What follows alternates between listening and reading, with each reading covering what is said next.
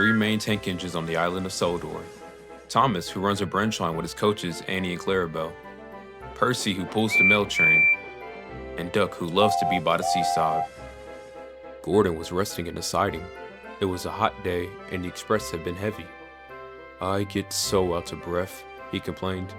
"But nobody cares. They just say I'll be alright after a rest." "Get the Fat Controller to give you tanks in a bunker," suggested Thomas cheekily. "You'll feel like a new engine. We tank engines never get out of breath, you know." Perhaps it was lucky for Thomas that poor Gordon hadn't the energy to make any reply. The workmen worked hard on Gordon, but they couldn't make him better. "You need new tubes, Gordon," they said. "You'll have to go to the works to get them fitted." While Gordon was being mended, Henry and James took turns doing all of Gordon's work as well as their own.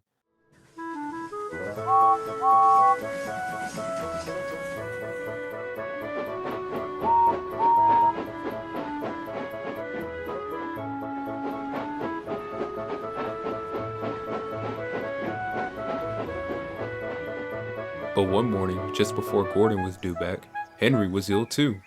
"We've no spare engine except Thomas," the inspector told the Fat Controller, "but he can't pull the train on his own." "Could Percy help?" asked the Fat Controller. The inspector shook his head. "The two of them with Duck might manage," he suggested. "It's only as far as the works. They're sure to have a spare engine there." Soon the Fat Controller went to visit the three tank engines. "Could you three triple head the express? Henry has fallen ill." "I haven't pulled the express in ages, but I'll give it a try." "I used to pull coaches on the Great Western all the time." I'm a bit nervous, sir, but I'll give it a try." "Ah, those are good engines. Now off to the station, you three." So the three tank engines were coupled together. Thomas nearest the train, Duck in the middle, and Percy at the front. The guard blew his whistle. Then slowly they started. Come on," fussed Percy importantly. We're doing it," puffed Duck. Pull harder," grumbled Thomas to the others. The engines couldn't go as fast as Gordon, but the passengers didn't mind. They knew that Percy, Thomas, and Duck were doing their best. Express trains are not like branch line trains.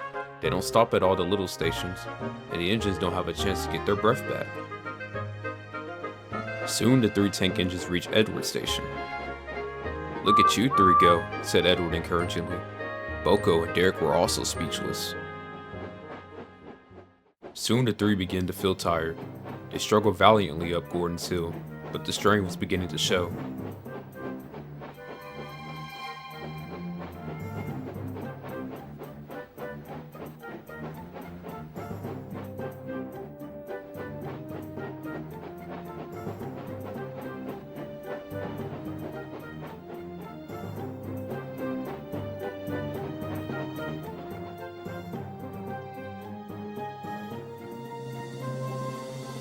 And at last, the three tank engines reached the top of Gordon's Hill. "I'm glad we didn't stick there," thought Thomas. "Gordon wouldn't have let us hear the last of it." But the hill proved to be too much for Percy. His driver blew his whistle and stopped the train. "We can't take you off now, Percy," said Thomas' driver. "Do your best to keep your brakes off. It's not far now." I'll try, sir," said Percy nervously. But he was really too tired to speak. This made things harder for the other two, but they struggled on, twin columns of steam shooting high into the air. We're nearly there," puffed Thomas and Duck together. Poor Percy had no more steam to say anything.